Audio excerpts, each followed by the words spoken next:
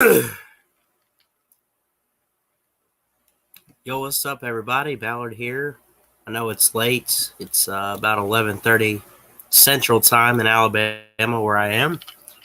I, I figured I'd go live for you guys. Mainly, I'm doing this not really just for you guys. I'm just bored. I'm not even tired yet. I haven't been home from work that long.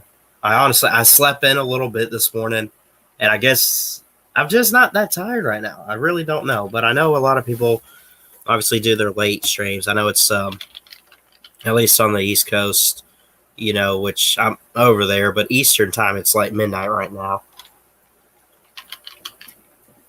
But I figured I'd go live for a bit, see if anyone gets on, and we'll hang out.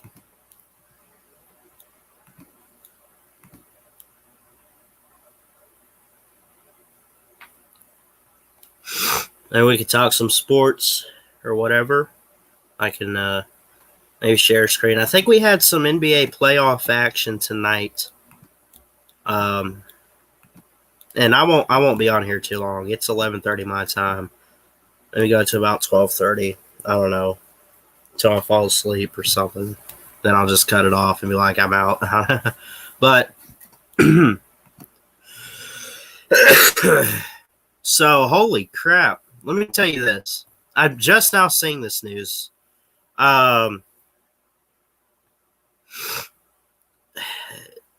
Phoenix Suns are probably the greatest turnaround team in NBA history, probably sports history. I don't remember hearing anything about the Suns other than what can they do about this or that, or who can they get rid of, who can they, and now they're in the Western Finals. Now they win the series tonight, 130 to 103 over the Clippers, folks. They win the series 4-2, no game 7. Winning in game 6. They are now going to the NBA Finals. Now, that being said, let's double check the schedule. We have game 5 of the East Finals with the Bucks and the Hawks tomorrow night. Or tonight, I don't know. Tomorrow night, 7:30 Central, 8:30 Eastern on TNT. Atlanta at Milwaukee. Game 5. Nothing on July 2nd on Friday, but Game 6, obviously the East Finals, 7:30 on Saturday, 8:30 Eastern. Possible Game 7. Obviously, each team would have to win. Like, if the Hawks win tomorrow and then the Bucks win on Saturday, they force a Game 7. It's all tied up. And Monday, July 5th, we get Game 7. Nothing on the 4th of July this Sunday, which I hope everyone has a good holiday weekend. Be safe. Don't do anything stupid with the fireworks. Go raise hell however you want to. But be safe. Be careful.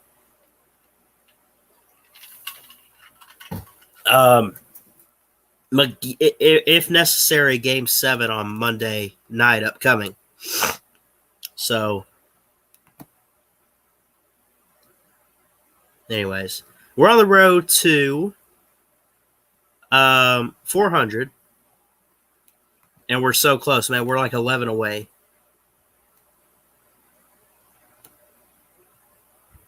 So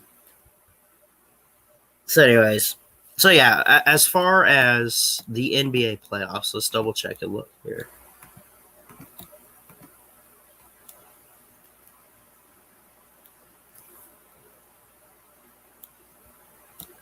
If I full screen that. And again, I know it's kind of crazy for me to be going live this late in some ways, but I really don't care. I'm bored. I've had one of those days. It's been long. Yeah, I'm kind of tired, but man, I want to get some sports in tonight somehow. So anyways, so tonight, 130 to 103, Chris Paul with a 41 points, the winner high. The loser high. The highest score for the Clippers was Marcus Morris with 26. Marcus Morris. Of all of the players that I hear about with LA and the Clippers, he's not one of them. You hear about Beverly, Cousins, Paul George, obviously Kawhi. That dude's a beast. Serge Ibaka, dude, it's crazy. And remember in this series, the Clippers lost the first 2 games. Lost the first one by 6, lost by 1 on June 22nd, a few weeks like last week.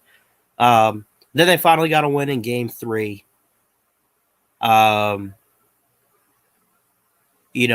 George has been the key guy in this series and really all year for the Clippers. If you think about it. Not really if you think about it. Go back and look at the stats. It's facts.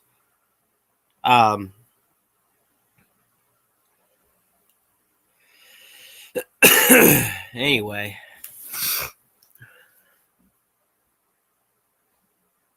Texaco with Techron. No.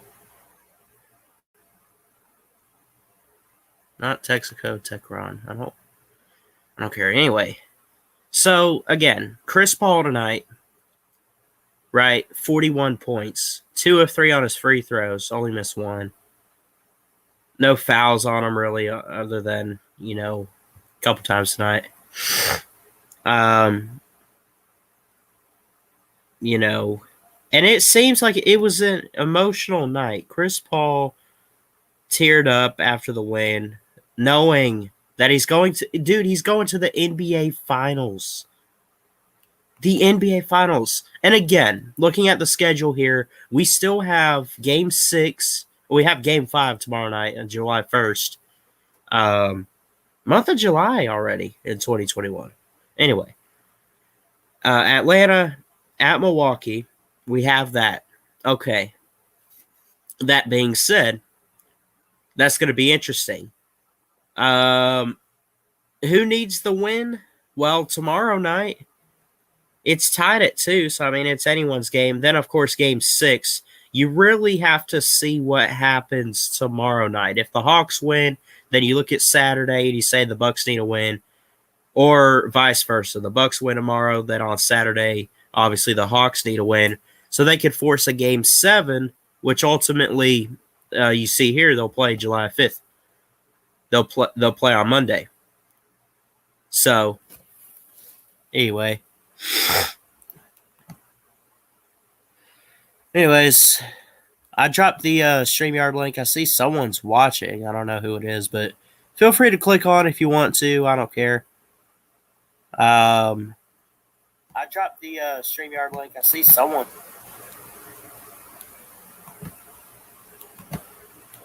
Anyway, if you have questions, I got answers too. I do Q&A. That's practically any live stream, really. Or if you ever want to hit me up, email me, ballardsports19@gmail.com, or hit me up on Twitter at ballardsports. I don't know. If you have questions, I got answers. I don't care. If you want to put it out here, that's fine. If it's something like, yeah, let's not put it in a live chat, I'll just email it to you if I can. Yeah, go for it. I don't care. I always put Q&A in the title of my streams because, that's always optional, reading comments and everything. So, yeah, that's always a given.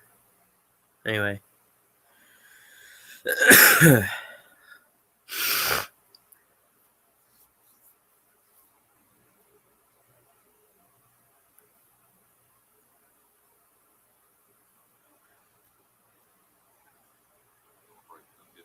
Anniversary of the release of my Your Man record when I'm looking at the song. Yep.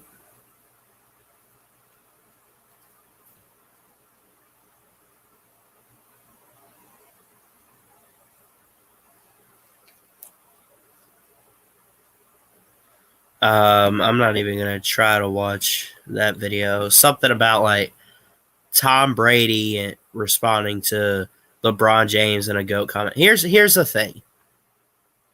LeBron James is a great basketball player. Now, he's had his moments this year. I'm not even going to get into politics.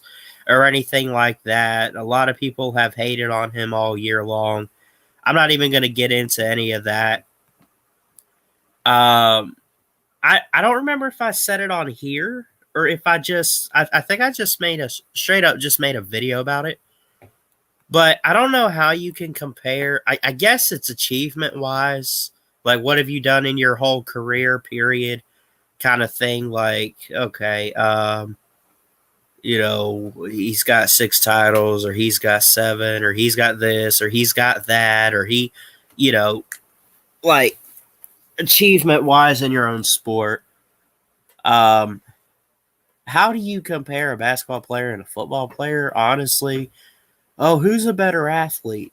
Oh, who's better at this or that? I don't know.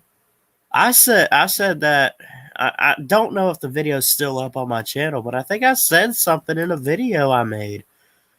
I'll probably never find it. It was months back, but you know, I remember thinking and kind of saying, I'm like, you want to find out who's better? Give LeBron a football, see if he can throw it, and maybe see if Tom Brady can dunk a basketball. But I'm going to be honest with you. We talked about this on one of my either my stream or maybe someone else's. We were talking about basketball players a few weeks back, and I'm just going to say this. I'm not here to rip on LeBron or anything. Actually, I remember talking with Jeff Webster about this a few weeks back. But LeBron, he's a great player. He is. And current players actually playing today, yeah, he'd be one of the best. And again, I'm not even going to get into the whole political aspect of LeBron. But you can't, he doesn't even touch the category of Kobe, of Shaq, of Michael Jordan, of Larry Bird, of any of those guys. He doesn't fit. Not saying he doesn't fit. He doesn't belong in that category. He sure as heck ain't even. He's nowhere near the best ever player. He's not even the best ever Laker. I just mentioned Kobe and Shaq. It doesn't come close. Anyways, I mean, just. What is this? Oh, crap.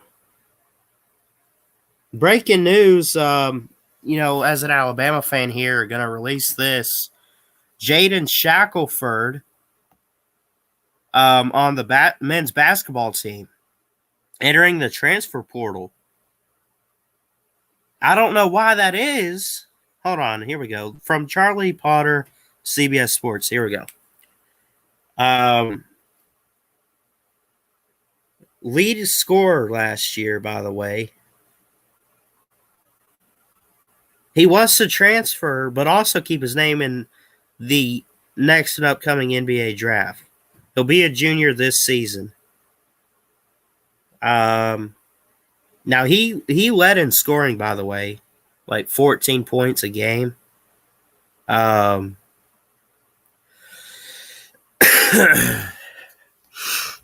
don't know why he's transferring. If this is true that he's going to transfer, then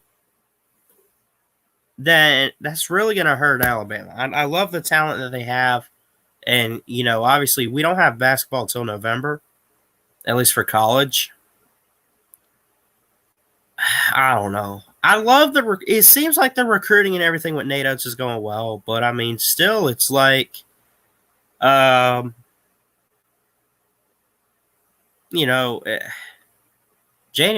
Shackelford would have really helped us out a lot next year. He could have had a breakout season if he had come back. Which at the same... So, wait. He wants to enter the draft, too. Now he wants to transfer. The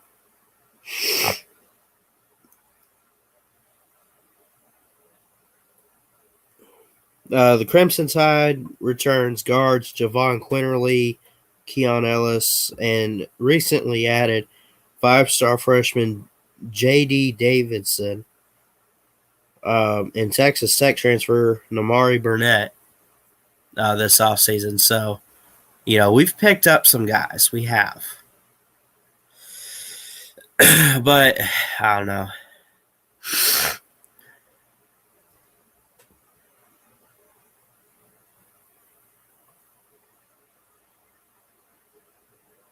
You're writing clear and concise, no matter where you are. Compose a cup.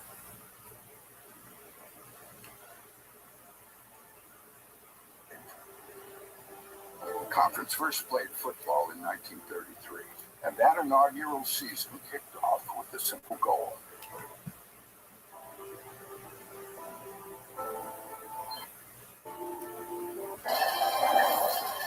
Hit out of the west I don't know. Florida, 8 and 3. Win this. Well, they've got some stars too. They've got a legitimate defense.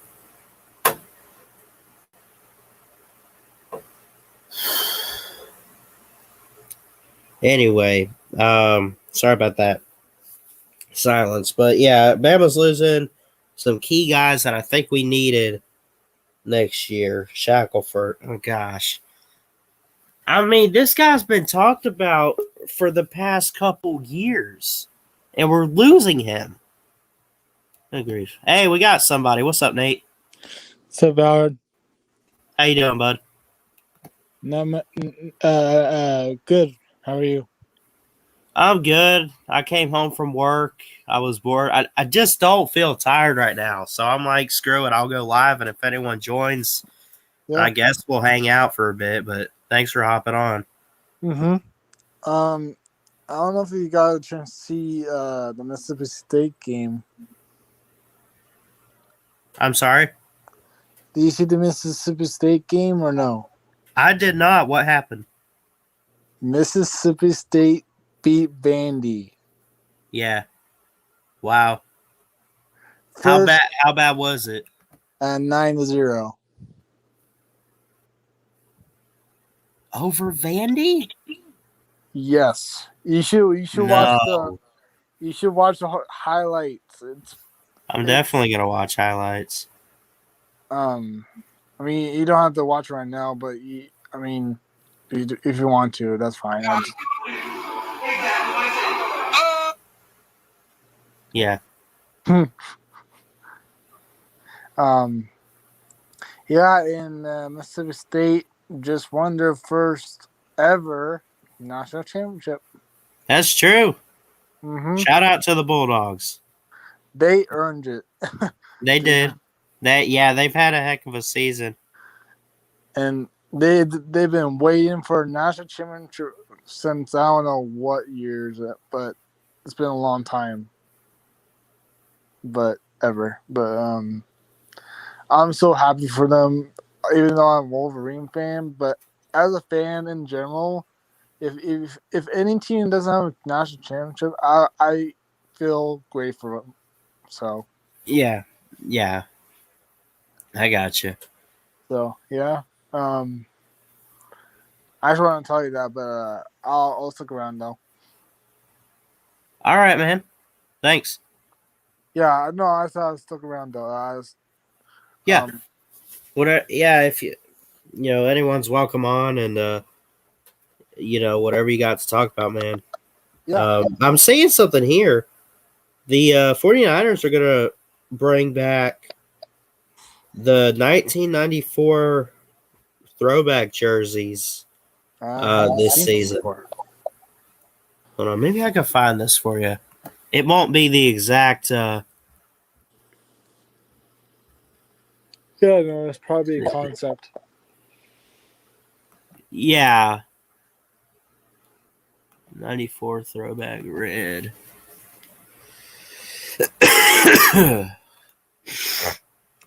This looks so awesome. What's up, Crimson? Says he's hates Patrick Beverly. I don't know what you got against him. Here's an example. Here's two players right here. Oh, check that out. That looks like honestly does look like Georgia type. Yeah. Now I love whatever the font. I don't know what it's called, but the font for the numbers looks amazing. Yeah, I think I like the font, but overall the jerseys I don't like it. Yeah, I mean, I don't know. It's too basic for me. I don't know if I would like it. I like how it looks, Yeah. and I think back then it would be. But this is what they want to have this year. Compare how it's going to look for the 49ers to wear these, and then compare it to how, like, the Bucks have upgraded their jerseys. They did that a couple years ago. I think I've seen like the Chargers or the Raiders. Like some teams have gotten like new uniform types, Right. and it's like it's all adapted to a way that you'd want it to look today if the game's changing, which it is, and all. But this is this. I mean, it looks cool, but like then again, it's not about having throwback. If the whole NFL said, okay, you know what we're going to do? We're going to do throwback jerseys for every team this year, I'd be fine with it. But Right. it's just weird that it's only like one or two teams doing it. And you see them wear that and step on the field with these teams that got uniforms that are like meant for today. You know what I mean? Right. But anyways, that's why they don't look too bad. I mean, yeah, they don't look too bad, but I think they're too basic though. Yeah.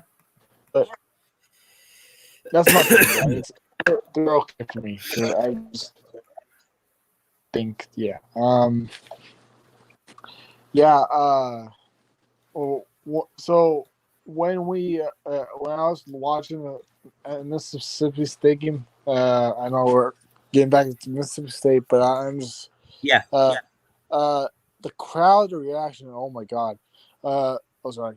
Oh my gosh.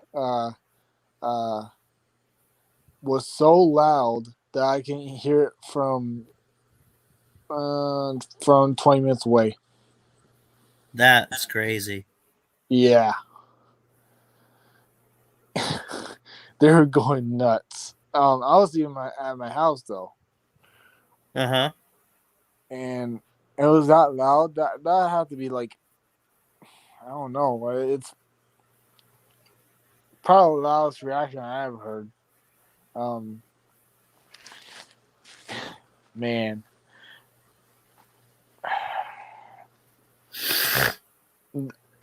Just imagine every player on that team, Mississippi State, has to be feeling right now.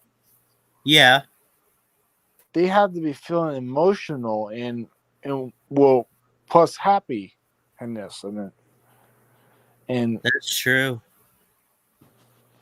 man, Yeah, it's historic what they did in baseball this year, and definitely a huge victory tonight.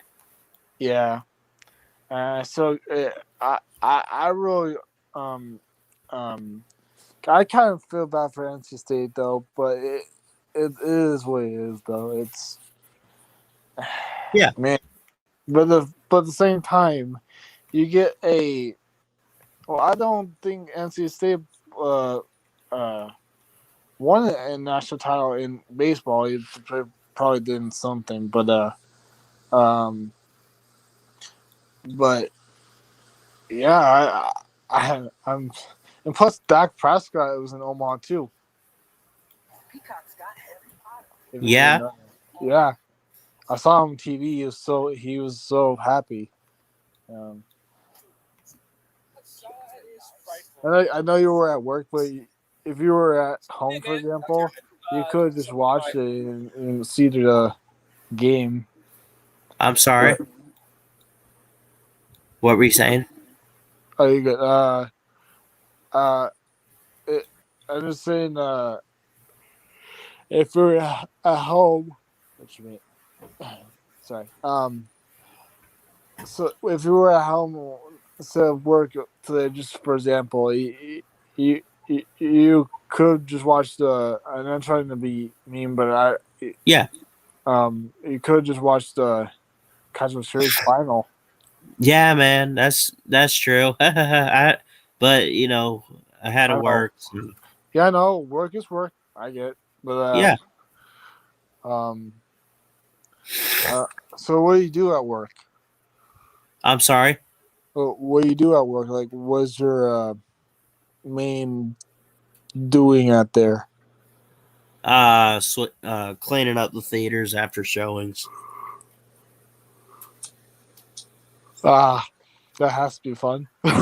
Yeah, no, people throw popcorn everywhere. I don't know what's wrong with them. I They're mean, terrible human beings.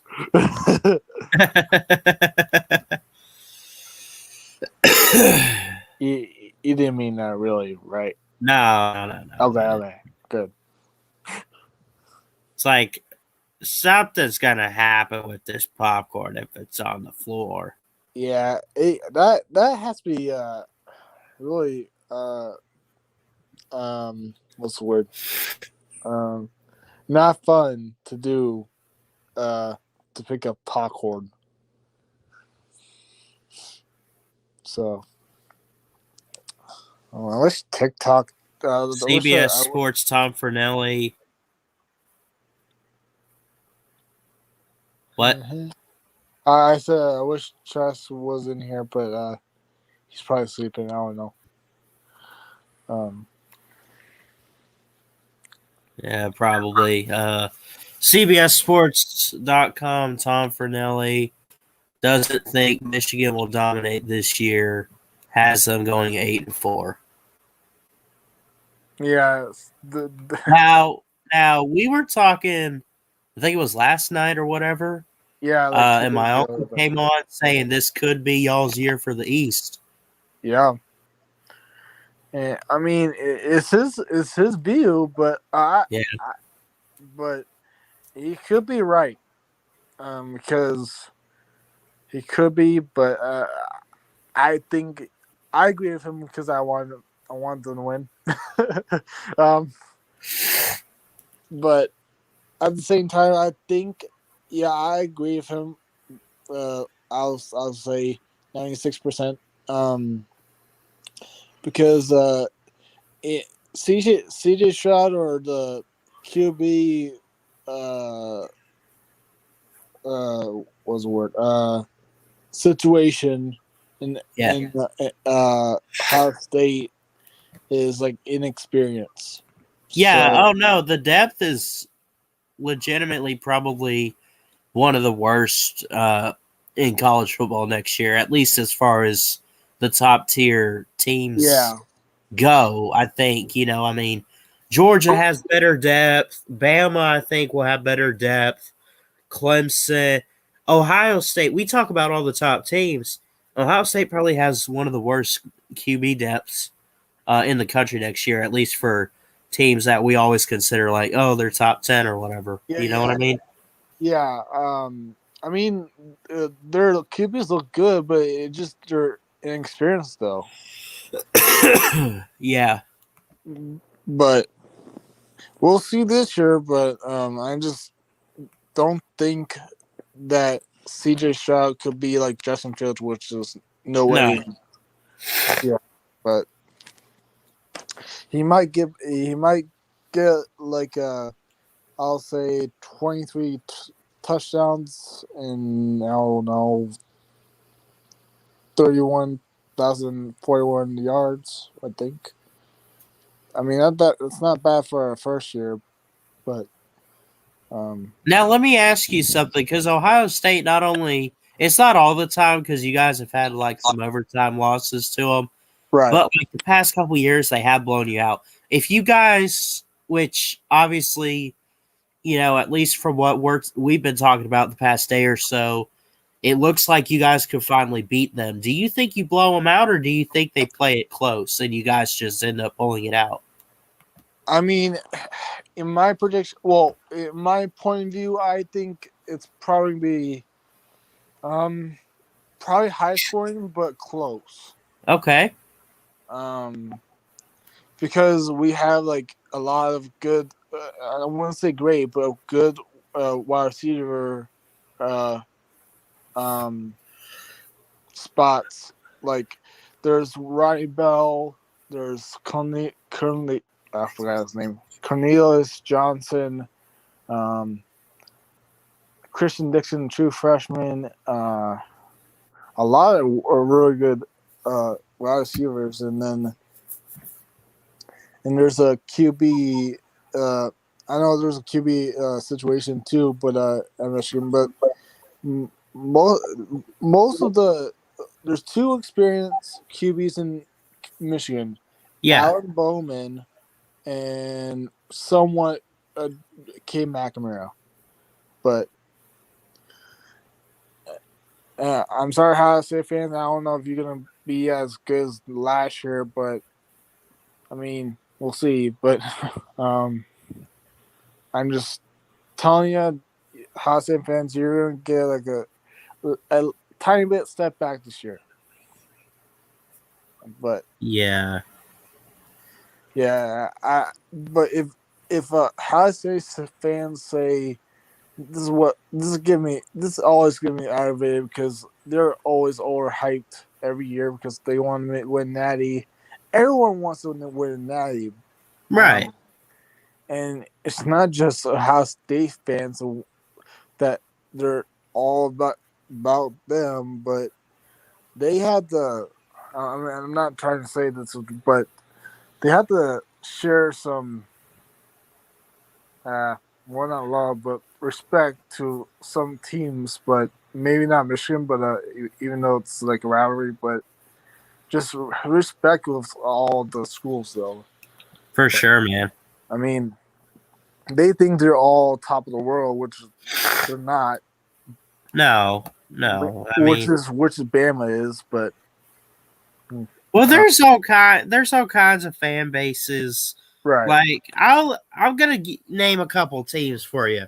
Not even just fan bases, teams in general that act like they're better than they really are, such as Notre Dame. Right? They, we always hype them up, and they disappoint sometimes. I mean, they made the playoffs last year. That's good for them, but I mean, let's be honest. Now they're back to being independent. They got to run the table, go 12-0. And then they pretty much get a playoff spot, except for when we go to the 12-team playoff. If they have a good enough resume, they could have a loss and maybe still get in. But anyways, I mean, that's one of the teams that we hype up or whatever, and they disappoint. Michigan is a team, not to throw your team under the I bus. know. I mean, let's be real. Even Miami sometimes can, be like that. But still, what's up, Jeff? Good evening, guys. I don't know who or how many of us are all in here, but I have an urgent message that cannot wait. What we got? Jesus Christ loves each and every one of you. Amen. That's it. Amen. Can't think of anything more important to say than that. Yeah, but it's gonna be terrifying though when he comes back though. It'll be terrifying for Everyone. those who don't repent. Let's just be honest.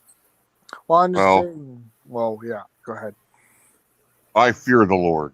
I fear His justice, but I trust in His love and His mercy. Right. But I fear His righteous anger, and I fear His judgment on our tortured nation that has killed 63 million innocent babies. And I can't think of anything. I tremble for my fellow Catholics who vote for pro-life or for pro-choice Democrats. I don't want to pass judgment, and I certainly don't want to make any kind of a statement against anybody in here who is not Catholic. I'm speaking strictly only to any fellow Catholics who might listen. And my message to them is, can you imagine standing before the Son of God Himself, right there in front of you, and saying, I looked the other way, I refused to speak up, when they came for the innocent in their mother's womb. Can you Yeah. imagine? Can you imagine saying to Jesus that your freedom to do as you wish as an American citizen was more important than your duty as a child of God to protect the innocent? Well, Can you imagine saying that in the presence of the Lord? I can't. Yeah. I can't either. So I don't want to make him mad because I think I'm a really good child of God, but at the same time I kind of do like, I wouldn't say stupid, but um like what's the word, uh not listening to my parents. So some, like, most of the times, but not all the time. um I still need to work on that though. If I do work it out, I might have a chance to go to heaven, but I'm not sure. But who knows? Only God knows how I think. Well, I'll be the first to tell you I'm a Knight of Columbus. For 6 years, I taught confirmation classes for students who are being confirmed into the church. I consider myself very devoted. I'm a child of Catholic education. Yeah. I consider myself very devoted to the teachings of the church. But I will be the first to tell you I am a piss poor example of what a good Catholic should be. There are times when I miss Mass, when I don't go to confession as often as I should, blah, blah, blah. But the one thing that and I would try to tell, but I'll say this, I will say this. Do I wish, would it be my wish that if I got the magic golden wand in my hand, that I could wave it and all the people who call themselves Christians would revert to Catholicism? If I could wave the magic wand and make that happen, would I do it? No. Yes. Okay. But I will also say this. I will tell you what the favorite priest I ever had in my life told me. And he told me this when I was like in the 6th or 7th grade. We were talking about Methodists and Lutherans. Yeah. And he said, this is a priest now. Yeah. He said, if I encountered a Methodist who loved Jesus, who read the Bible, who followed the teachings of Jesus, who did everything you would think of that a good Christian person would do, but they weren't Catholic. There were some things they didn't. Mainly because they didn't know what Catholicism taught. But I would rather that person live out their life being the best possible Methodist they could possibly be, than to have that person turn their back on Jesus. So that taught me that that's the most important thing is the teachings of the church, by which I mean Rome. You'll often hear Catholics, if you get into a discussion, what they call the capital F. They use a capital F.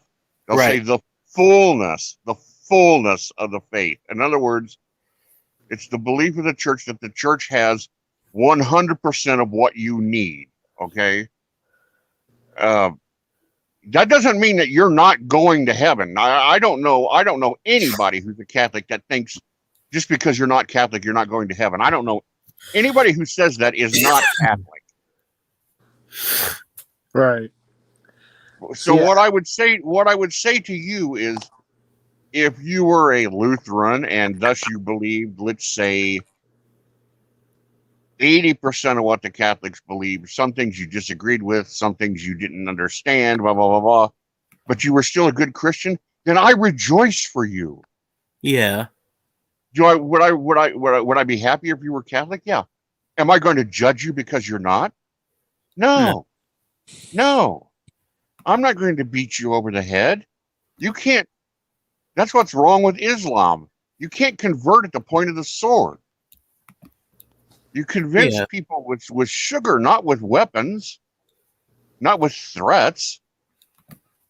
And Right. and I believe what Bishop Sheen said. Bishop Sheen had a famous quote. He said that there are not genuinely on the entire face of the earth 100,000 people who in their very heart, in their very guts, absolutely hate and revile the Roman Catholic Church. But there are tens and tens and tens of millions who hate what they think the Catholic Church is. I get you. I mean, In other words, Rome has done a poor job. It needs to do a better job of explaining what they believe. Because I hear Right. people, my brother from another mother, my best friend in the whole world, who I've been friends with since I can't remember not knowing him. You know, Yeah, he's Lutheran, I got you. and he's never going to convert to Catholicism. And that doesn't stop me from loving him, and we call each other brother. You know, yeah. so yeah, what unites us is staggeringly greater Yeah, than what sets us apart. yeah, and that's a good thing. You know, Yeah. Yeah. And I'll say this, and I try not to get into religion and politics on here, but I mean, everyone knows, and I ain't perfect. No one's perfect, No. but I'm Christian, and I'm also, the church I go to. It's not Baptist. It's not Presbyterian. It's not like that. You know, it's they call it non-denominational. In other words, we read the Bible, we believe it's true, but it's more Right. so on the whole idea of just outreach and just loving on people and just Right. sharing the gospel in a way. It's, you know, Oh, but I have nothing against Catholics or whatever religion. It's your own belief. I don't know which one's the right one, but I know what I truly believe at the end of the day. And, you know, that's just, it is what it is. Yeah. That's kind of how I feel. I hope I'm lucky enough to get there in the end, and I hope I see all y'all with me. You know, For sure. you know. yeah. If I'm blessed, if it's my fate, and I'm blessed to get to heaven, I hope the place is packed. You know, Right. I don't want the streets to be empty. I want it to be overflowing with everybody. You know. Yeah. If I go to heaven, or when I go to heaven, the first thing I'll do is run in Jesus' arms and say, "Thank you for having me to have a life and and have me by your side and finishing the race." Yeah. But Yep. yeah, Jerry Wells, Crimson Brave in the comment section. I see Jerry Wells joining us. What about that Bill Cosby? You guys heard about that, didn't you? I heard something earlier. He was released from prison or something. what? Or was it? Yeah. Where did they have him? Because I don't follow up on the news of Bill Okay. Cosby. I got a lot against him, but still, I'm gonna get this wrong because I have not watched or read anything on it. I'm just going by what I think I heard. And that was originally when the first couple of lawsuits came out, there was some kind of an agreement between Cosby and the prosecutors about a statement or something like that, and they agreed not to charge him or whatever. And then when they came back for a second time, they did something. There's some legality. There was some. They're not saying that I understand, and I might be wrong. That I understand, they're not saying that he's innocent. They're saying that the prosecutor went back on their word, or there's some kind of a legal whoop-de-doo that worked against Cosby that should not have worked against him. And so because the prosecutor screwed up, several references. They ordered so him far. right. Cosby Right. They thought violated his. former Montgomery County District. Oh yeah. Jeff. Just some. Did you watch the Cosby series by any chance? Or no? I remember I was in high school and college when the Cosby Show was Oh. the big thing in the mid '80s. But I always tell people this. They always say, "Did you watch Hill Street Blues? Did you watch Cheers? Did you watch the Cosby Show? Did you watch all those shows?" And I got to tell you what, gang, in the '80s when I was in high school, in the early '80s, I was so involved in sports and with my friends and with girlfriends that I didn't watch TV unless it was a ball game. I didn't sit down and watch quote unquote TV shows, unquote. And I sure as hell didn't when I was in college. So, I mean, I know Cheers was popular. I know the Cosby Show was popular. And I know lots of people who made sure they sat down and watched them every week. But I wasn't one of those people. I was always doing something. Yeah. I just I always get confused with Bill Cosby and dude that mainly sang White Christmas in the 50s. I don't know what it is. Oh, you're thinking of Bing Crosby. Oh, yeah. You're confusing Bill Cosby with Bing Crosby. Oh, well. Yeah, See, the singer. I get it. I've done it a couple times too, Nate. Yeah, the singer who sang It is White really, Christmas. it is really close. Yeah, their names are very similar. Yeah. Yeah, man. Yeah, I haven't seen Bill Cosby's face ever, but I hope I don't either. But my dad never liked Bing Crosby. My dad was or Frank Sinatra. My dad was a big fan of Dean Martin. Yeah, Dean Martin's good. Well, yeah, go ahead. Oh, he had a TV show that my parents watched, and my dad had a couple of his albums, and he was a big Dean Martin fan. Sorry. Man, sorry. My grandfather, so my grandmother, who's always showing up in the comments, her husband, my grandfather got me hooked on like old school jazz, BBC band, Benny Goodman. I don't know how familiar you are, Jeff. Nate probably hasn't heard of these, but people, like you meant Dean Martin or Sinatra or whoever, guys in that category. It's good music. Tony Bennett, yeah. Perry Como. I mean, are we talking about music now, or? My dad had a couple of albums from Herb Alpert. He was a big fan of Herb Alpert. I always wanted to, because of him, I always wanted to play the trumpet. I wanted to be a trumpet player, and I could never make my lips buzz. So I never did. So I didn't end up. Okay, I have a question for you guys. I don't know if actually I got a question for you, Jeff, because Valerie wasn't born yet. But was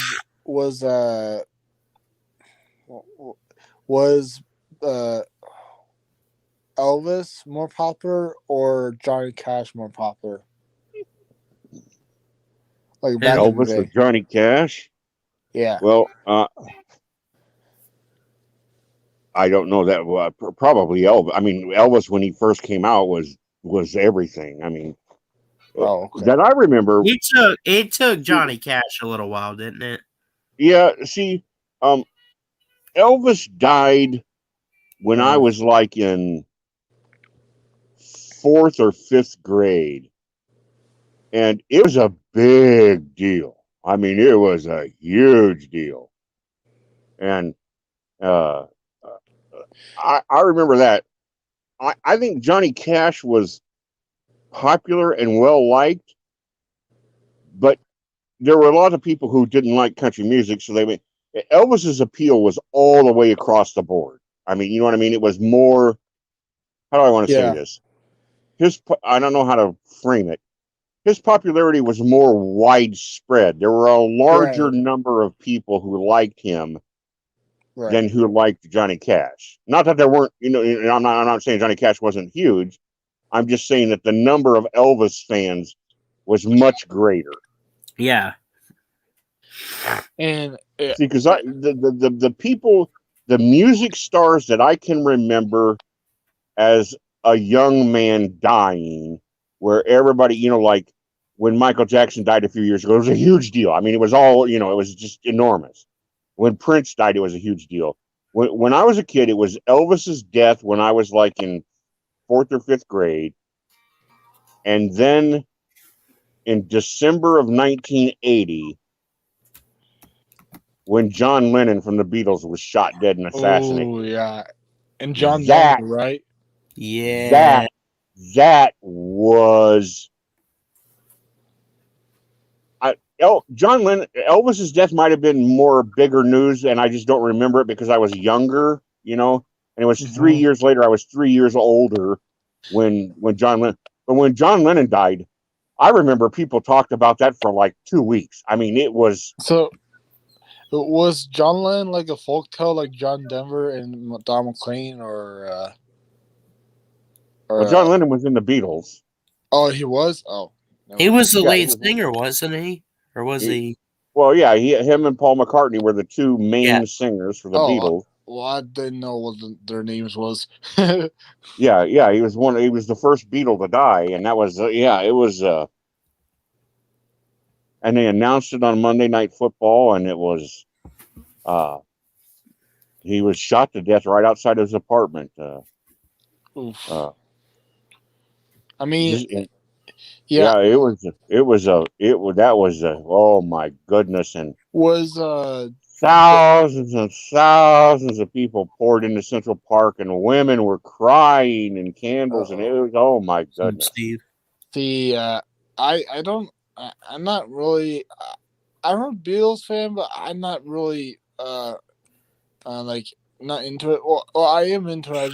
It's not really like what's the word I can't think word, but I'm like you're not a big follower. yeah, right, yeah. Yeah. Not yeah. So you gotta understand. You guys are young, so you don't remember this. But in December of 1980, when this happened, when John Lennon was killed, okay, when you turned on your TV at your house, there was no CNN. Right. There was no cable TV. You watched ABC, CBS, or NBC, and maybe you had a public television channel, and maybe if you were in a metropolitan area, you might have like an independent station. Your TV maybe got like 5 or 6 stations. Right. So when news like this broke, the whole country was all watching the same thing At the same time. Because if it was like a major news story like that, a famous celebrity being killed, well, all 3 networks would interrupt their programming and start reporting on that. Well, now if that happens, people go, "Oh, the hell with this! I'm going to go see what's on Animal Planet. I'm going to go to Discovery. I'm going to go to ESPN. I'm going to go." They have 100 other channels they can turn to. At that time, if you turn the channel, you got the exact same story because there were only a couple channels, and they were all doing the exact same thing at the exact same time. Yeah, now how it is like, we're watching ESPN.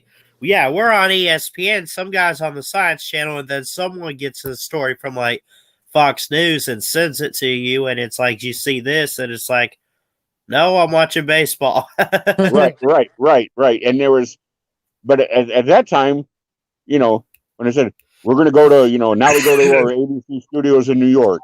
Yeah. Well, you're like, I don't want to hear that. So you flip over to NBC. Well, guess what? NBC is doing the exact same thing. So you flip over to CBS. You can't avoid it unless you turn your stuff off. Right. It didn't matter what channel you turned to. They were all doing the exact same thing. So it was just absolutely huge. I remember those things, and I also remember very clearly a couple of months after Lennon was shot, because I was in the 9th grade, and it was the spring, and I was in the 9th grade, and John Hinckley Jr. tried to assassinate Ronald Reagan, Wow. who had just been elected president. And I remember that. I remember that. That was a big news story that happened when I was in high school. That was huge. Yeah.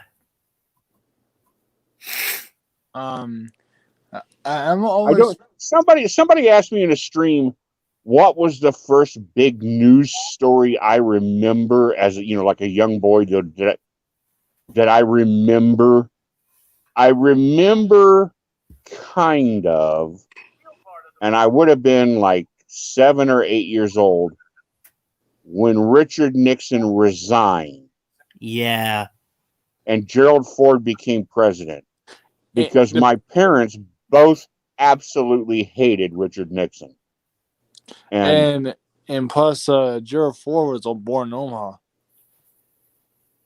And he was a Michigan. He was an All-American football player at Michigan. Yep. Oh, was he? Oh yeah, I didn't He know was that about him. All-American offensive tackle at Michigan. Yeah. Wow. Yeah, and he was born in Omaha, Nebraska, and moved to or raised in Michigan, and yeah, he lived or he was born in my city, and he was playing for my favorite team. Woohoo! I kind of remember the news. It's very hard to explain to somebody who was not old enough to remember it Right. how big a deal the bicentennial was. Because when I say the bicentennial, a lot of people don't even know what I'm talking about. No. It was the bicentennial was the 200th birthday of America, 1976. So it was 1776 to 1976, 200-year birthday of America. Okay. When is our birthday? Well, our current birthday of America. Like, is that July 4th or? Yeah, is it... Independence. Yeah. And it was going to be 200 years. America was going to be 200 years old. So all year long, and for a year leading up to it, was everything in the culture. I mean, everything was about the bicentennial. So I remember that. And I remember that year, that November, the election for president was between Gerald Ford and Jimmy Carter. Right. And I got to stay up till like 10:30. My mom and dad let me stay up till like 10:30 to see who was going to win. Yeah. And when the networks went off the air, America went to sleep that night not knowing who the president was. Right. It wasn't until about noon the next day that they realized that Carter had won barely. Right. Barely. Oh. So I can remember, and I remember my mom and dad telling me that they said, "Oh, Jeff, you were all worried. You were all like, how do we not know who won? Can't they just count the vote?" And you know what I mean? I couldn't figure out how they could not know. You know what I mean? Yeah. I was like 10 years old. I'm like, well, they just go one vote rate. Here's a vote for Carter. Here's a vote for Carter. Here's a vote for Carter. Here's a vote for Ford. Can't they just add them all up? How do they not know who won? Yeah. Yeah. I think. I think as Omaha, like I think Omaha is like like everybody gets hate for Omaha because it's in Nebraska, basically. But I think Omaha is. I think of Omaha as like a little brother of Chicago and New York and Los Angeles, basically, and any big cities, though. Yeah. Wow. Derek King has the name, image, likeness thing has gone into effect, right? Wait, what? So Derek King signed a NIL deal The today. heck? What? Well, I said the heck. Go With ahead. college hunks. Oh my Um, gosh. De'Aaron King will receive $20,000 as a result of the deal, and his teammate Bubba Bolden has signed the same deal as Uh-oh. well. To do Well, what? It's like an endorsement deal with college Oh. hunks. I think they help you like move. Is that Yeah, a they're bad moving thing company. or a good thing? No, it's a good. It's. I think it plays into. It's like endorsement deals. Oh, okay. Now Because, I don't know if it does. It have to do with the name, image, likeness. I don't know, but it's still. I mean, it's a huge deal for a player, especially one like De'Aaron King, who's still going to be in college. Like I remember when. Remember last year, Tua signed with like Muscle Milk or whatever, but he had already left. He had already left Bama, I think. Right. Oh yeah. So Or he this wouldn't is have been able to. Yeah. right. It would have been part of the name, image, and likeness. So this might for De'Aaron King, who obviously will be playing next year for Miami. Right. This is probably part of that. Yep. Jerry Wells asked in the comment section, I don't know how long ago, I'm just now seeing it. What do you think about Chess's intervention in Celine's stream, I guess, today? I didn't see it. I have no idea what he's talking about. I've seen they were talking about like how Chess doesn't want to do hangout streams anymore, and Jesse J tried to confront or convince or help out Chess to like cheer basically like be a man. I don't know.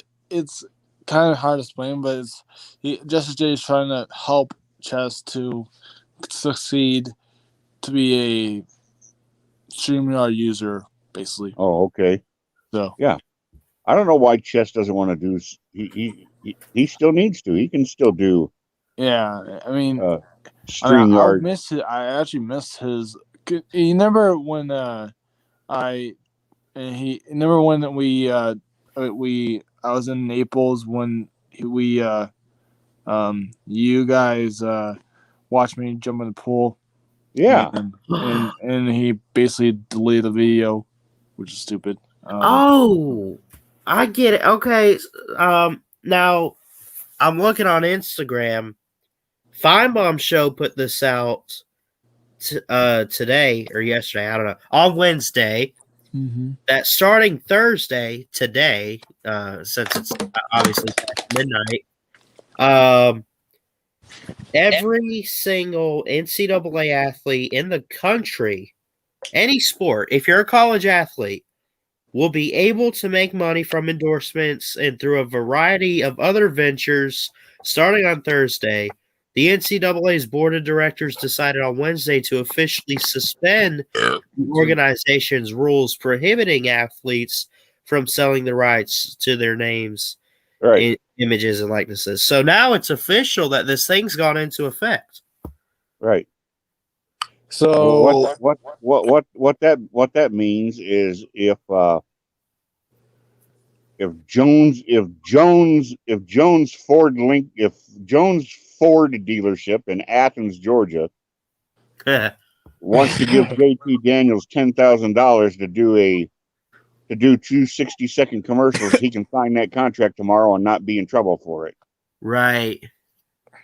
And Georgia, there's not a darn thing that the University of Georgia or the NCAA can do about it because of what the NCAA is allowing. And we can give so many different examples. For example, like if Bryce Young were to do a commercial for like Chick-fil-A or something, right? And they're paying him like a couple grand or $100,000 or something to do that. He could go take that commercial deal and Greg Byrne at Alabama or whoever, on staff. Like the university can't pull them for it. You know what I mean? Right. This isn't. I like. Look, it just to clear this up. I'm for this for athletes. I think it's a good opportunity.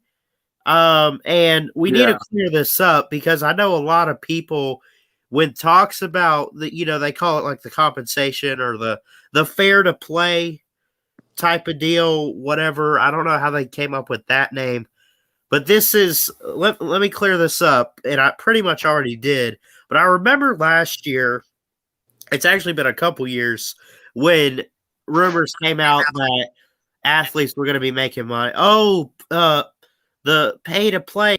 No, it's called fair to play, and they're not being paid just because they play a sport. It's sponsorship deals type, basically. I think. In the long run, I mean, I'm all in favor of somebody being able to profit off of their own talent or their own success or whatever. Right. But in the long run, I'm concerned. I'm concerned if Brock Purdy and Brees Hall suddenly start doing commercials for Stivers Ford or for Waukee Motors, and the kid playing right guard has to ask his mom to borrow $100 so he can go out and do something. And Brock Purdy just got a $5,000 check from Stivers Lincoln. I can see how this could real quickly, because how many of the women on the Alabama golf team are going to get an endorsement deal? Right. How many wrestlers at Iowa are going to get a deal? How many cross country runners at Wisconsin are going to get a $10,000 department store ad? You know what I mean? And I guarantee you, like LW says, if you're Christian Ballard, and you're a stud quarterback, and your family is dirt poor, right, and USC and Los Angeles wants you, but so does the University of Colorado. Okay. And you're thinking to yourself, how can I help my family? I'm going to be the starting quarterback. I bet I could make some money. Yeah. Okay. How much money do you think you're going to make in endorsements in Boulder, Colorado, as compared to Los Angeles, California? Not as much as you would make in LA. Bingo. And right. So here we start seeing, the, want to play quarterback in Iowa City? That's great. But if you're the quarterback at Northwestern, you're in the Chicago media market. Right. You command more cash. Yeah. Oh, trust me, dude, with this going in effect and pretty much, let's say it's going all the way across the Power 5, you imagine how much of a difference, like, we're not talking about this. I mean, you kind of are now, but this will take recruiting to a whole new level. Well, yeah, we've just opened Pandora's box, and we don't know what yet's going to come out of it. Oh, for sure. Yeah. And again, there are still some people in some of these comments and some of these call-in shows that don't understand them yet. This is not the colleges paying these kids. This is Nate's hamburger stand is going to pay the basketball player $300 if he'll come get his picture taken eating his hamburgers. Right. That's what this is. This is outside money. This ain't got nothing to do with the universities cannot give the student. That didn't change. I know.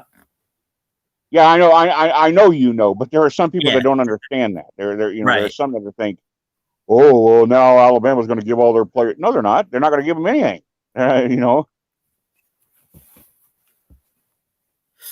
Yeah. And how about Mississippi State? First team national championship in any sport. Yeah. In any sport. Yeah, so good for them. I mean, I'm Yeah. I'm happy for them as far as they got off the schneid. Yeah. I mean, that's pretty. And in baseball, that's a good sport to go and win a NCAA championship. Yeah, not that like golf isn't important, but more people do pay attention to baseball. I mean, all sports are not equal. We all know that. That's true. I mean, if I were to tell the people who root for Alabama athletics, hey, you can win 6 national championships in the next 14 years, and you get a choice. You can either have them in football or women's gymnastics. Guess what? Yeah. All all things are not equal. That's true.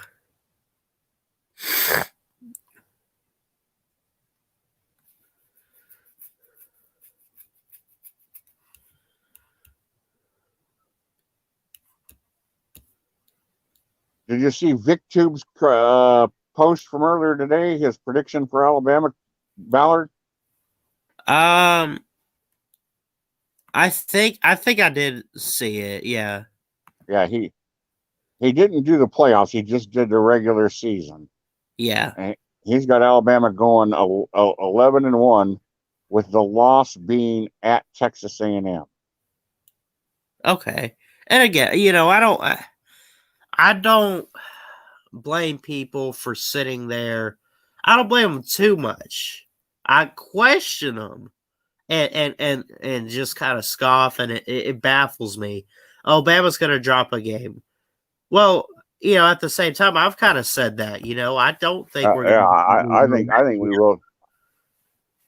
I think we will too. Yeah, but there's really not a whole lot of options. I mean, there's possibly Miami. There's A&M. Ole Miss, and then Auburn. One of those 4 games, one of those 4 teams could get an upset. Bama's going to be a favorite in every game, unless a loss comes early or they just start to look really, really bad. Not like really, really bad, but not up to Bama standards early on. And then you get hit Ole Miss, and it's like Ole Miss has looked better than Bama so far this year. They both of them might be undefeated, but Ole Miss has at least done this or that. Unless something crazy happens, they'll be a favorite in every game. Oh yeah. Well, here's what I said earlier today. We were talking about A&M. Okay. Yeah. All right. Well, it was like 102,000 people, whatever. It's going to be a crazy atmosphere, or whatever. And they'll be loud and it'll be intimidating. Okay. Intimidating to who? Right. This is Alabama. Okay. They're not impressed. Okay. You're not going to psych Alabama out. Okay. This is a team whose players know what it means like to play in big games, because they do every single week. Okay. Yeah. So then here's the argument. Okay. Last year, Alabama won 52-24. Okay. So let's say A&M, Alabama lost a lot on offense, and the A&M's defense is going to be better. Okay. So Yeah. let's say, you know what? A&M is going to stop Alabama from scoring 17 more. They're going to hold them 17 points less than they did last year. Okay. Okay. Well, that gets us to 35. That leaves us at 35. Okay. Right. And A&M scored 24. Well, they got a lot coming back on offense, but they got a new quarterback they got to break in. Right. But they got a lot coming back. Let's say Bama's defense is a little bit better. Well, Yeah, if that's the case, they're under 24 and we're at 35. We still win that game. Exactly. Holy crap. The difference here is A&M goes up a little bit on offense. Bama goes up more on defense. And then Bama comes down a little bit on offense. A&M comes up a little bit on defense. So then you start, okay, we're going to take 10 points away from them and then give 10 points to them. And it still doesn't make up the difference. Yeah. It still doesn't lead to an A&M victory. But, anything can happen. We could have a tipped pass. We could have a blocked punt. I mean, I'm not going to sit here. I'm not going to predict Alabama to go undefeated in the regular season. I'm also going to say it wouldn't surprise me, but I'm just not comfortable. If you told me I had to put a $50 bill down, I wouldn't put a $50 bill down on it because something just tells me that somewhere along the line something crazy is going to happen. Yeah. Oh, yeah. I mean, it's upset. I still believe, any given Saturday in college football, an upset can happen. I mean, we saw, first off, after what I saw in 2019 from LSU and Coach O, I believe after that, and I know that it's one of those once in a generation, I don't care. After what I saw from that, I believe that if you have the right coaching staff and players, even a team like LSU wasn't straight terrible. I mean, it was down to the West with them in Alabama when we shut them out 29-0 in 2019. They were like second in the West. You can't say that they were terrible. They were even in the top 5. It was a top 5 matchup. So look at a team like Oklahoma, or let's take a team that hasn't made the playoffs yet, like LSU prior to 19. Like, okay, we play Miami, or you got teams out there like North Carolina, or you got teams, I was talking with my uncle on yesterday's stream, he thinks this could be the year for Harbaugh and Michigan. Any given year, man, we could sit there and say Clemson, Bama, Georgia, we could say all that, and we might be right. It might not be one of those years where a team comes out of nowhere, and it's kind of what we, expect to happen. But at the same time, man, after what happened with LSU in 2019, I hold my tongue a little bit. You know what I'm saying? Yeah, Lightning, the one year team, the 2013 Florida State with Jameis Winston. Right. Like their one moment to shine. That there's always that team that's going to get their one moment to shine, and are they going to take it and like LSU did? And you mentioned 2013 with Florida State and Winston. That's another good example. The lightning bolt, the strike from out of nowhere. It could happen. It could happen. And hell, the thing about even Auburn in 2010. I hate to bring that up, but I mean that's still another Scam Newton. That's another example. That's another example of what the hell was that? Right. Yeah. And the very nature of the what the hell was that is what makes it exciting because you don't see it coming. Right. You can say, I bet you this is one of those years, but you're still not going to know who it is. Like, Iowa State went to the Fiesta Bowl and they just mud stomped Oregon. They just put a boot right up Oregon's ass. Oregon's going to be damn good this year, even with a new quarterback. Well, who else in the Pac-12? USC could have that kind of year. Caden Slovis, the quarterback for the Trojans. I love Slovis, man. He's one of the top guys for next year's draft. A lot of people are high on him. Could be right. Could be any, and maybe A&M does put it together. Maybe. But I tell you what, in my evil, dastardly Dr. Evil, in my dark laboratory with the candles burning and my cloak on. Any given my magic, Saturday? my Mhm. magic spells and my I cauldron can't do the bubbling voice. and everything. I'll tell you what I want to see is I want to see JT Daniels just fuck up. I Nothing personal against the kid, and I don't want him to be injured. I don't want him to be hurt. But if something should happen, if he should throw 3 interceptions against Clemson, Right. Oh my God. if It's over then. right, if he should have some Against horrible, Clemson? if he should have some horrible game and make the Georgia fans doubt, Yeah. seeing their agony is going to be so delicious. Can you imagine how much fun me and you and Hoss and Lawtide and Crimson Brave are going to have if Daniels gets sacked 5 times and throws a pick 6 and then another bad interception and Clemson wins by 10, and you can point to Daniels and say he didn't play well because the Georgia fans think he's the difference. They think he's the Right. guy. Because of him, they're going to make this magical run. And look, I don't blame them too much because you got to think they have struggled with finding the guy at quarterback, and he definitely gave them a spark last year. But his true first test will be that Clemson game, honestly. Right. And he's really, really good.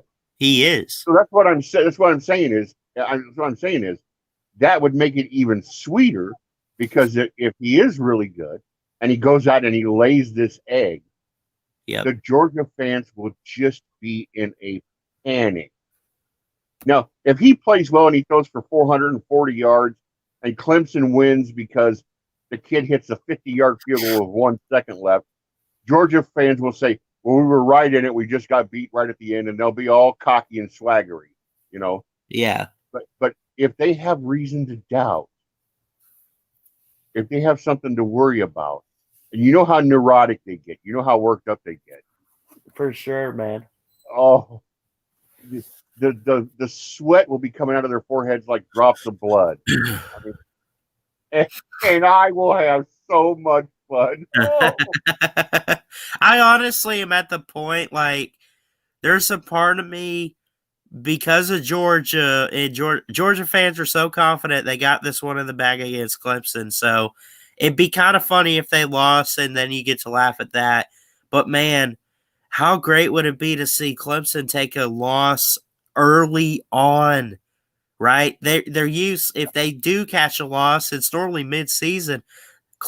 I hope someone can knock Clemson out of the playoff in a way. Like, I'd love to see that kind of North Carolina with Sam Howell get to the ACC, run the table, or Miami or whoever, and just knock them out. So, I mean, I really don't know who I want to win this game. I'm kind of leaning more towards Georgia. Maybe that's some SEC bias in me. I don't know, but what I want to experience is how cocky and how swaggery the Clemson fans were when they made it the playoffs in 2019 and Alabama didn't. I want that to happen in 21 in reverse. Yeah. I want us to go, and then we can tell Pigskin Pete, and Tiger Baskins, and Clemson Carson, and Huffer Billy, hey, here we are at the dance. Where are you? Right. Well, we had that. Hey, we did technically. We made it the first year, and Clemson did not. But then again, Clemson wasn't really like right there anyway until like 2015, 2016. But still, I want to answer this real quick. LW says Jones, Smith, and Harris were big kisses, but returning 3 offensive linemen, returning Slade Bolden, John Mechie, Jaleel Billingsley. He says his biggest worry is Bill O'Brien. Yeah, I'm not too big on Bill O'Brien. I don't know where that hire came from, Saban, but I think the talent's there. It'll just be interesting to see how he uses it, you know? Yeah. I too am a little nervous about Bill O'Brien, but we'll see. I don't like the hire. I didn't really like him much when he was coaching the Texans. You know, that was part of the problem why they even needed a quarterback to, and a guy like Watson to begin with was because Bill O'Brien just kept, having this. He just couldn't get it together. He's really not that good of a coach. And I understand you're not going to find a better offensive mind than Sarkisian, in my opinion. Offensive mind. And there really weren't a whole lot of candidates, I don't think, for what I heard. But, man, when we picked up Bill O'Brien, I didn't get mad. I'm just like, I kind of shook my head. But then I kind of thought, and I'm like, this is Nick Saban we're talking about. We need to just trust whoever he's going to hire, Right. or at least trust him. I don't trust who he hires. I trust him that maybe he's going to help get this guy get it in gear, Right. But that's my opinion. I think you just need to I know Bryce is still kind of inexperienced a little bit with Bama, but just let him have this year. Let him take control and just give him the playbook. Why not? Just let him be in command a bit.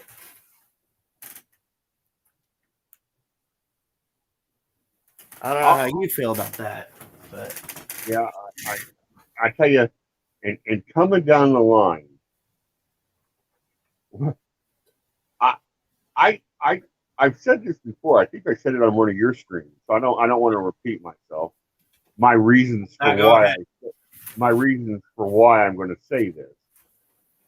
I don't really want Arch Manning, but wouldn't it be something if Arch Manning, after having a brother at Tennessee and a brother at Ole Miss, if he went to Tuscaloosa, oh my God! Think of the people in our community, Ballard. Think of Lou, BBD, D4. Think of all those guys. Think of Chess. Think of Mike. Think of what their heads, what would happen to them if he put on. He said, "I've made my choice," and he grabs the hat with the 18 on it. Yeah. Can you? Oh my God! There would be. BBD would have a stroke. You'd have to call the paramedics. Oh yeah, you know how high he is on Peyton Manning. Right now, he doesn't think Arch is coming to Tennessee. Right, but if he went to, think what that would do to Carter. I mean, to know that he's going to Alabama, who's a huge rival of Tennessee. I think. And now they got it. Now they're sitting there saying, "Our third Saturday, and we got to defend that." What? I think Arch Manning is going to fool everybody and not go to anybody in the SEC. Oh, I don't think he visited Clemson a few weeks back. Right. He might just say, I don't want to put up with all the crap that's going to be swirling around, Let me go someplace like Texas or Oklahoma or USC or someplace where I don't have to answer all the SEC questions, How crazy would it be? And this is, I don't know, it just kind of slipped my mind, and I doubt it happens. But a good coach right now that doesn't get enough love, we talk about the team, we talk about North Carolina could be, I think they'll win the Coastal this year and face Clemson. But recruiting-wise, Mac Brown does pretty good. But, Arch Manning's getting an offer from pick any Power 5 school. He can go anywhere he wants to. Right. But could you imagine if Mac Brown picks him up at North Carolina, hypothetically speaking? I think they're probably one of the last teams that he personally will go to. But that'll definitely say, okay, Clemson, you got to deal with that. North Carolina ACC champs. Clemson's out. I don't know. That slipped my mind. He could go somewhere like Ohio State, though. I mean, we talk the big schools. Yeah. But obviously, and I'm excited for Ty Simpson, and I hope I kind of there's a part of me that hopes that it's not that Arch Manning doesn't come to Bama because I really badly want to see Ty Simpson light it up. He's going to be great, but do you really want to pass on a Manning? You kind of don't, you know. So it's kind of there's its ups and downs because of who else we got coming in, you know. Yeah. It's wherever he goes, that'll be the story for a week. I mean, that'll be a huge splash. And everyone's watching that school for the next 3 years. Oh yeah. And it's like I don't care if they got receivers or not. This guy makes it work. Oh my gosh.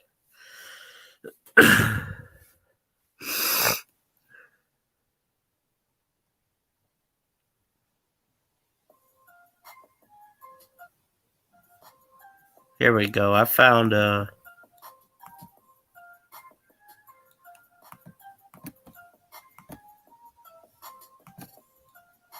Arch Manning highlights though from overtime. Look at this. Look at this kid. He's fast.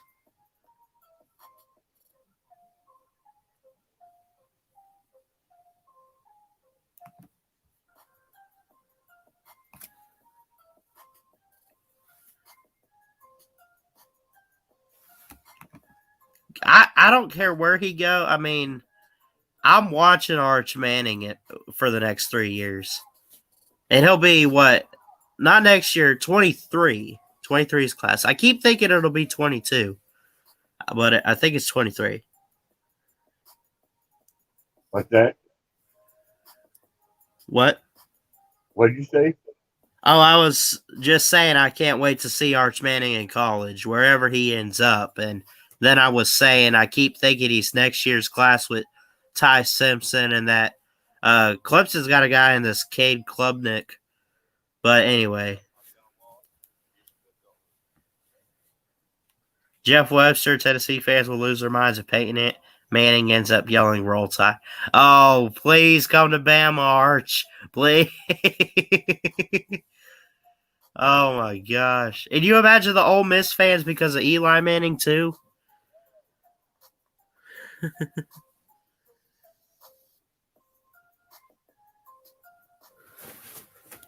Anyway, Arch Manning's gonna light it up.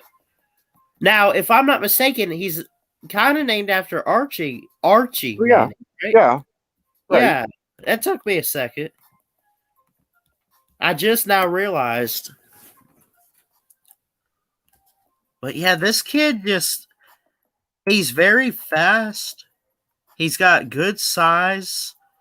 And when he throws it, it's not the best throw, but it's like against pressure, he literally can throw a ball and always get a good spiral and just making a pass every single time. He throws it deep. Oh my god. Anyways, yeah, it's an offensive era in football now, man. I've been saying it. I believe it.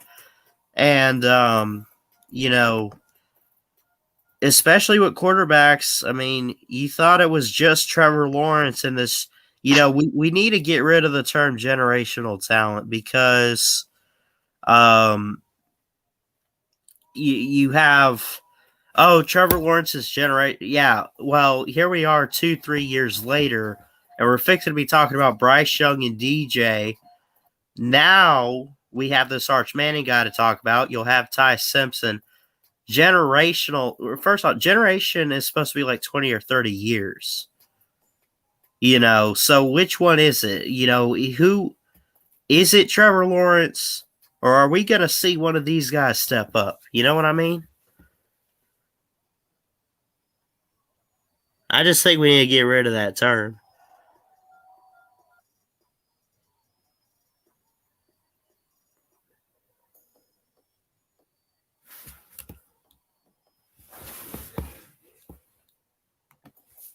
You watched the Suns Clippers. I saw good parts of it and followed along, yeah. But I mean, I was at work for most of the time. But when I got home,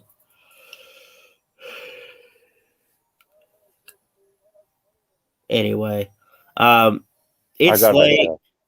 What? I was gonna say I got a Facebook message you mentioned at work. It made me think of movies. And Yeah. a buddy of mine who's a dean of arts and sciences at East Florida State College in Titusville, which is right by Cape Kennedy, Yeah. Cape Canaveral. They got some kind of I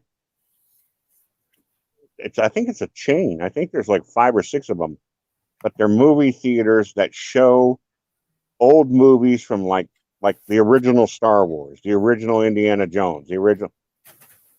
They have like special matinees on the weekends, and they show like the old movie on the movie theater screen. Yeah. So on July 4th, on Sunday, July 4th in the afternoon at 1:00, they're going to show Jaws. So he's all excited because he's a big, huge, that's one of his favorite movies of all time. And he's going to go watch Jaws in the theater. Yep. That's awesome. And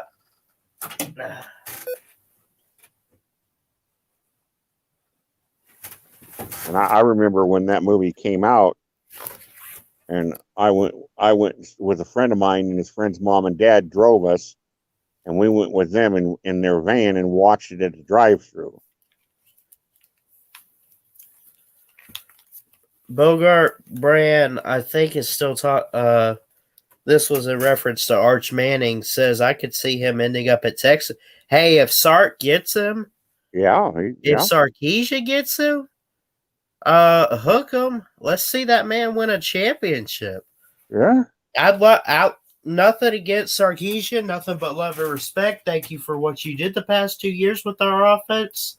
I'd love to see him do something great in Austin, Texas. And man, if Arch Manning, I've heard quite a few rumors say that it could be Texas where he ends up signing in a couple years, man. That'll be huge. And I'll tell you what, Tom Herman, I think, I don't want to say killed the program, but had a decline and just didn't do what he needed to do. And I think Sark could definitely pick it up very quickly.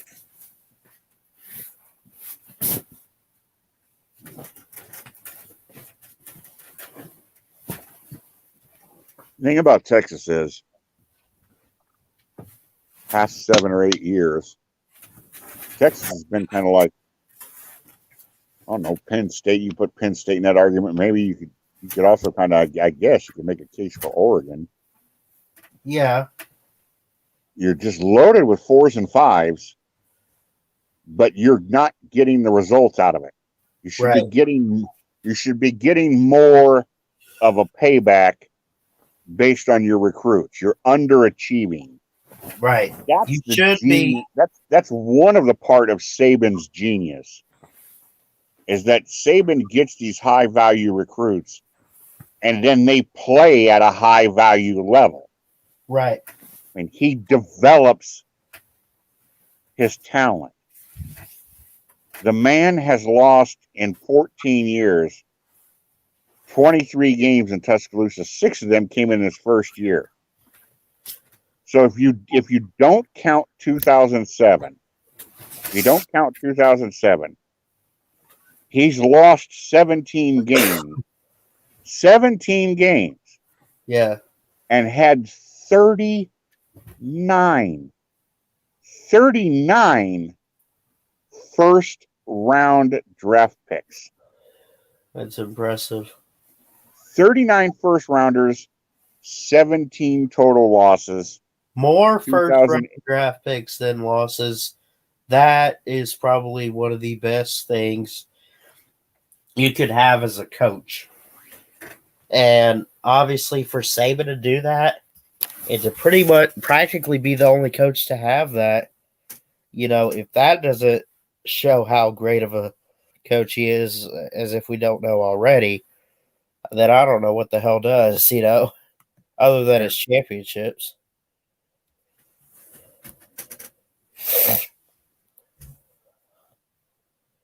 I don't know how.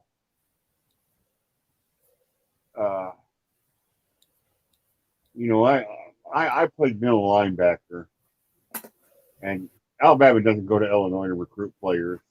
Right.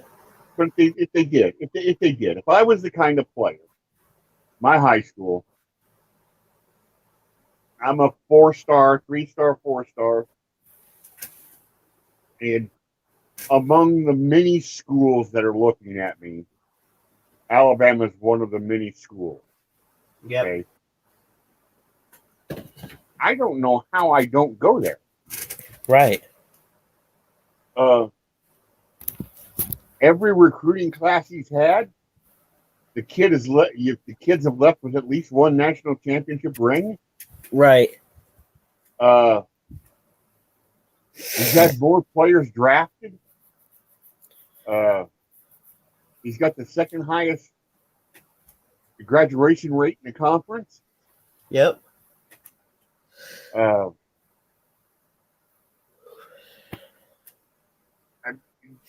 We're on TV every week. The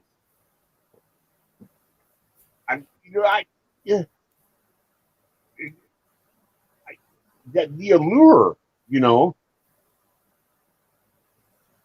even if I didn't give a shit about Alabama one or the other, and I'm just looking at, let's say Alabama's name was Tutti Frutti, and Tutti Frutti has won 6 national championships. You know what I mean?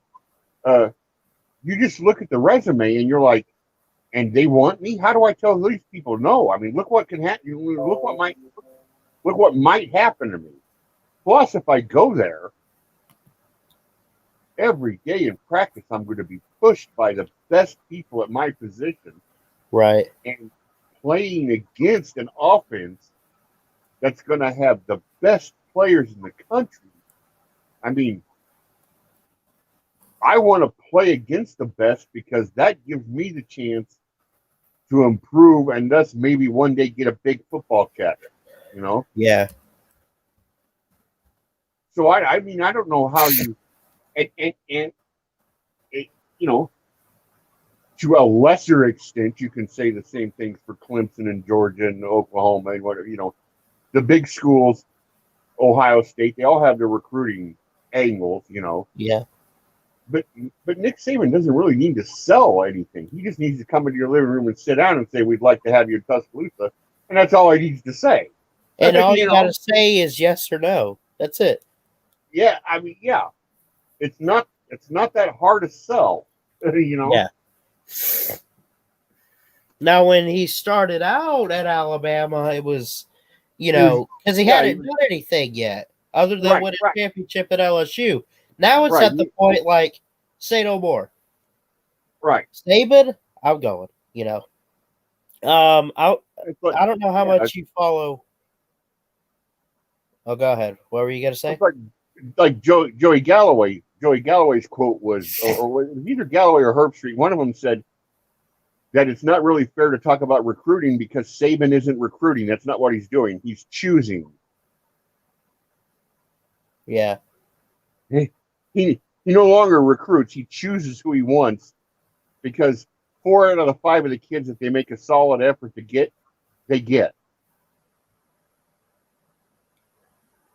You see the Atlanta Braves game, I guess technically yesterday if you want to talk time, but they beat up on the Mets. Now I don't know how much you follow MLB. They beat them 20-2.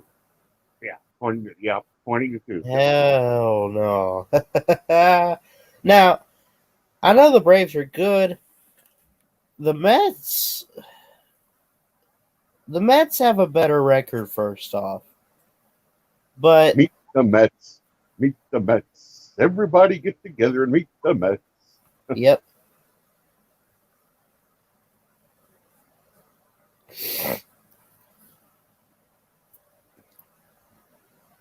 Now, the key was Ozzie Albies, the second baseman, when he was up to bat, 7 RBIs, 7 by one player, is incredible. Yep. Plus, add in Abraham Almonte had 1. Guillermo Heredia, I don't even know how you say his name. Acuna had 1. Sandoval had 1. I could go on, but I mean the Braves are they might be the World Series champs this year. Braves are not good right now. Thought we were picking it up a bit. The hell is that supposed to mean? I mean, yeah, you have way more losses, obviously, than your wins, but I mean, 20-2 is, I mean, that could be a key turnaround, Crimson. Who knows? You got to play the Marlins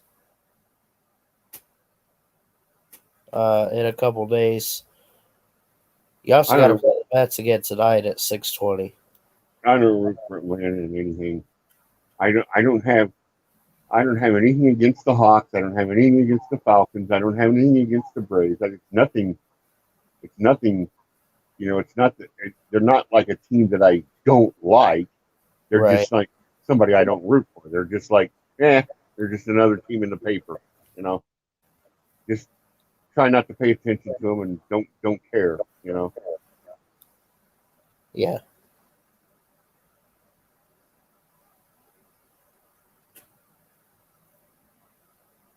I won't start hardcore paying attention to the majors until after the All-Star break. Yeah. It's difficult enough for me to keep track of who the hell's playing in Iowa for the iCubs. Yeah, Every man. time we get a new homestand, half the roster turns over.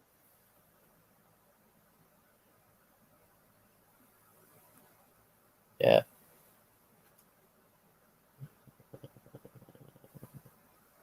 So this week was the week to be on the road. So we were in Indianapolis all this week. I think Michael Hogue is going to go see the iCubs play Indianapolis tomorrow, I think. Oh, yeah? You got to meet up with them? Oh, no, that's all the way over in Indianapolis. I'm not driving all the way over there. Ballard, I thought you were there for the iCubs. Why the hell would I drive 8 hours to Indianapolis to watch the iCubs when I can drive 20 minutes to see them play here at home? That's fair. Next week, next Tuesday, Wednesday, Thursday, Friday, Saturday, Sunday, we get St. Paul. St. Paul will be down here, the Pioneers. So while I don't have any home games this week, I do next week, and then the week after that I don't, and then the week after that I do. And that's how they when the major leagues reorganized AAA, that's how they did it. They completely 1 week you play 6 games against the same team at home. The next week you go on the road and you play 6 games. Yeah. And Monday is your travel day. And home games every other week then. Yes, that's the way they've got the season set up for AAA. Yep. Okay. Cool, man. Yeah, now, we play. Do you like it like that, or would you rather it be like the old way? The old way the Pacific Coast League had it. Yeah. In a way, I kind of like this because it's steady. You know what's going on. You know what I mean? It's not like who's coming, who's in town Tuesday? Is it Albuquerque or Tacoma? I forget. Well, this I know. You know what I mean? And it's more. I don't know. I don't know how to explain it. Yeah. It's more quote unquote regular unquote than it has been. And it also means that I don't have to be there for the whole damn game, too. If I want to take off in the 7th, I can. There's been a couple games I've taken on the 7th because the same team's going to be there for 6 nights in a row. I know I'm going to get more stuff, And plus, the iCubs they're not real particular. They don't want anywhere near. What I do for them is nowhere near as time-consuming, nor as complex, nor as involved as what I do for Iowa State or Iowa. It's a completely different assignment. Completely different. Yeah. Much more laid back, laissez-faire. Much less pressure on. When I get up to the press box and I get to my cubby hole, they'll have a card in there for me every game, and there might be a request. We want a picture of this guy. We want this guy on defense. We want, they might specifically want something, but it's usually not. Usually it's just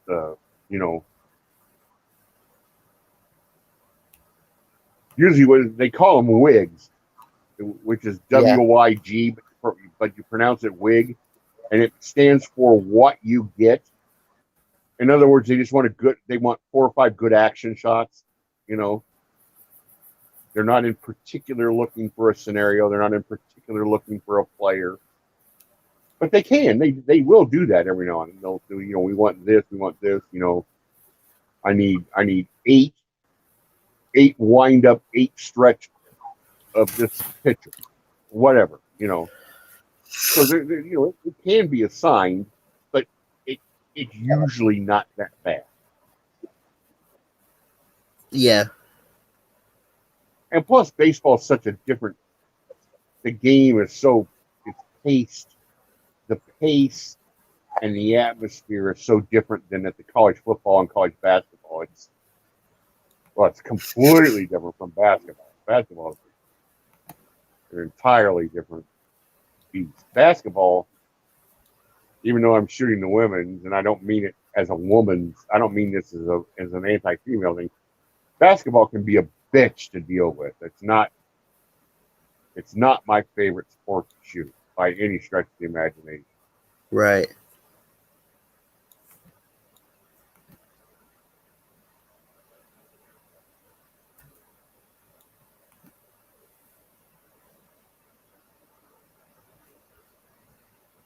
Yeah, I think I'm gonna have to start following the minor league baseball teams. Like, you mentioned your iCubs. I know there's one here.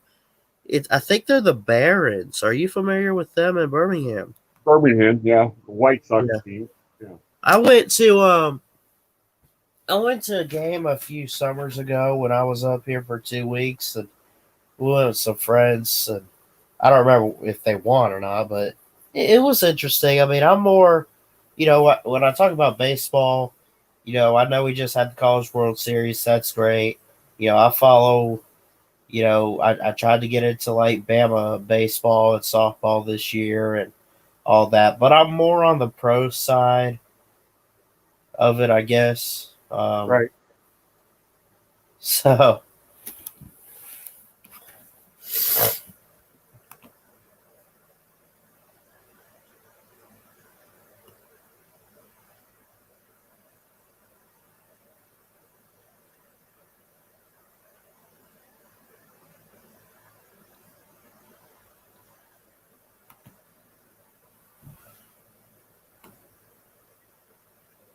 Yeah. Minor league is high. Love going to Barons games, says Crimson Brave. I don't know. I don't know how much I'd be enjoying this if it was 1A, but the fact that it's AAA, that's a good level all. Yeah. I mean, these guys are really good. For sure.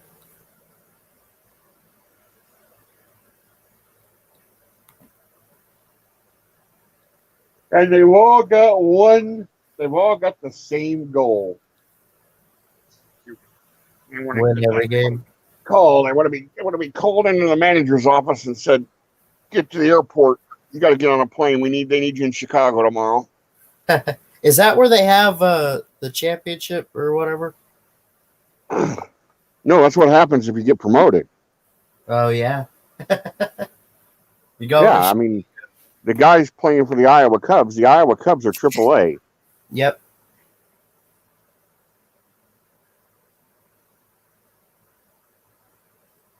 I got you.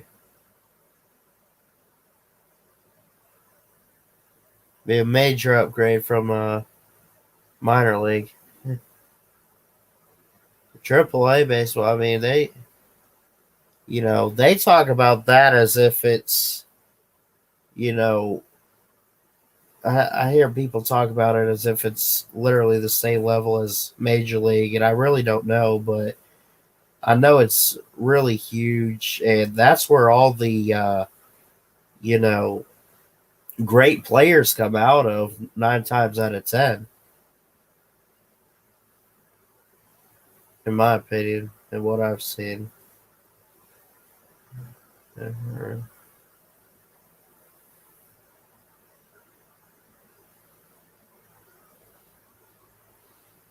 anyway, it looks like Jeff left. It is getting late. Jeff, thank you for coming on, buddy. I appreciate it. I love you. I love all you guys. I'm going to go ahead and end it here. We're on the road to 400 subs, guys. We're right there. We're 1 away from 390, which means we're 11 away from 400. I've been working hard. I keep telling y'all I'm going to keep making content for you. I know I got a lot to look forward to with the job and school now, so stuff kind of takes time away, but I love you guys. I mean it. And,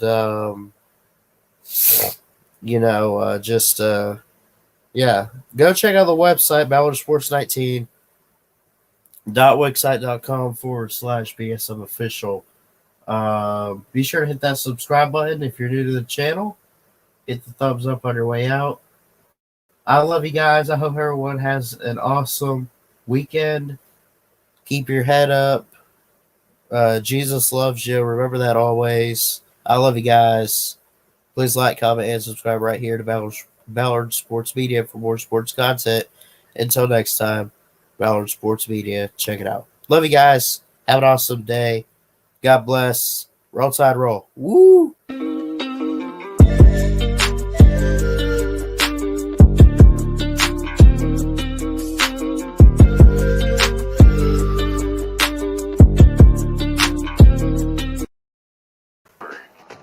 Good boy, son. Okay. Roll down Tide.